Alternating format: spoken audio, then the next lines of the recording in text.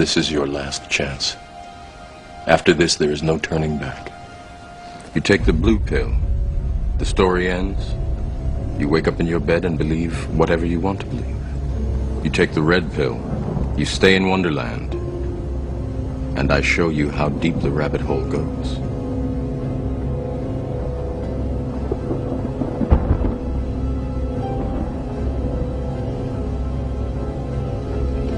Remember, all I'm offering is the truth, nothing more.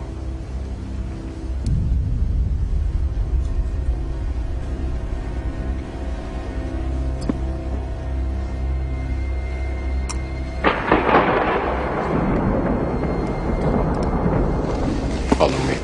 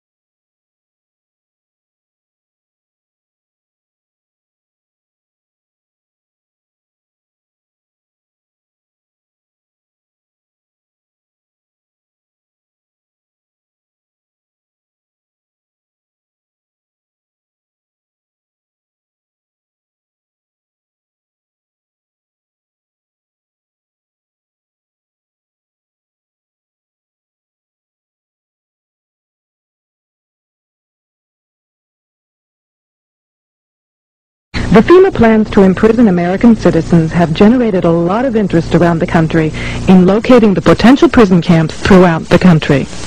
These may be facilities currently being used as prisons, such as those you saw earlier, or prisons that are being built supposedly in the name of the war on drugs, or facilities that have other uses but which could be quickly used to detain large numbers of people, such as this Amtrak facility in Beech Grove, Indiana.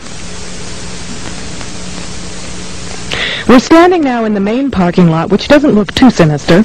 At this level, it is a very large parking lot, fenced on all sides by fence topped by barbed wire. It also has these electronically operated turnstiles.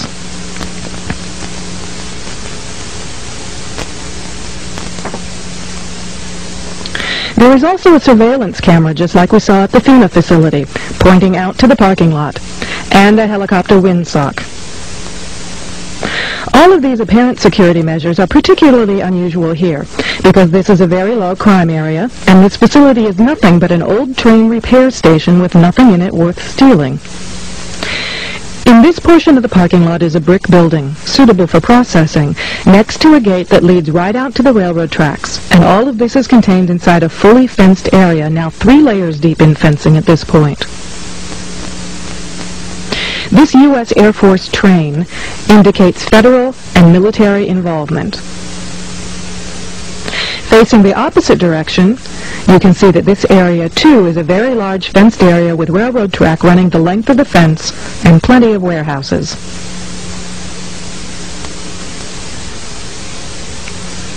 This facility was supposed to have closed in June of 1993, yet instead several $1 million in federal funds have been spent on supposed renovations over the past 2 years.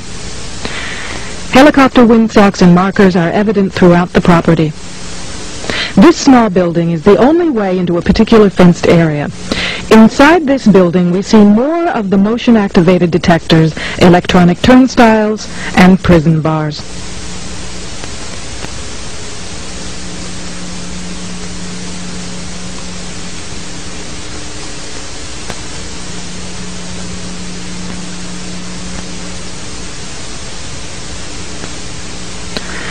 All of the renovations to this property have involved putting in new fencing, electronic turnstiles, concrete flooring in unused warehouse buildings, and putting in large gas furnaces on buildings that were never heated any time in the past 20 years.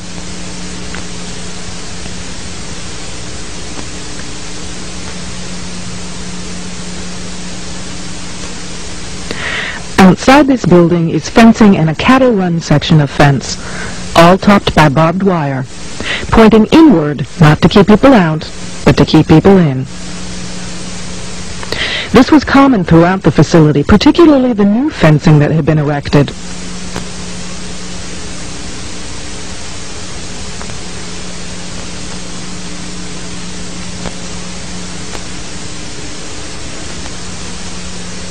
Inside the fenced area on the other side of the building, you'll see signs that say Red Zone, right up next to the railroad tracks that run the length of the fenced area.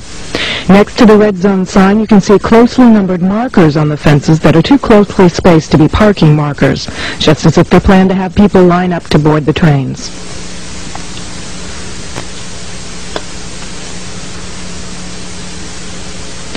Here's a helicopter marker on the power lines outside the facility, indicating expected helicopter traffic, and again, another tall radio antenna. Looking around, you can get an idea of how huge this place is and how many people it could contain in its fenced-in area. In yet another fenced area, we see a large warehouse building at the end, with the electronic turnstiles in front of it. The building is one that has a new concrete floor, and its doors and windows have all been blocked. Outside, there are new gas pipes.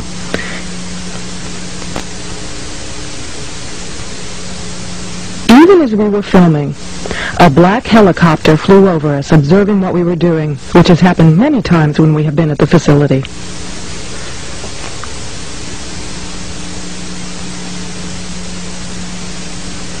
The gas lines and gas pipes at the facility run the length of the buildings.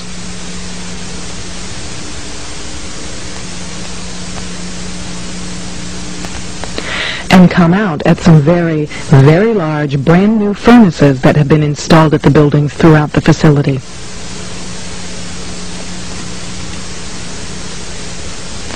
We found this crane, which has seen better days, but is plainly marked U.S. Army in the middle of the stockyard.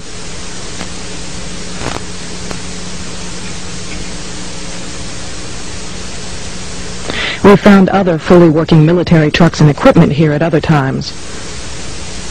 Inside the facility, we found large fenced-in areas next to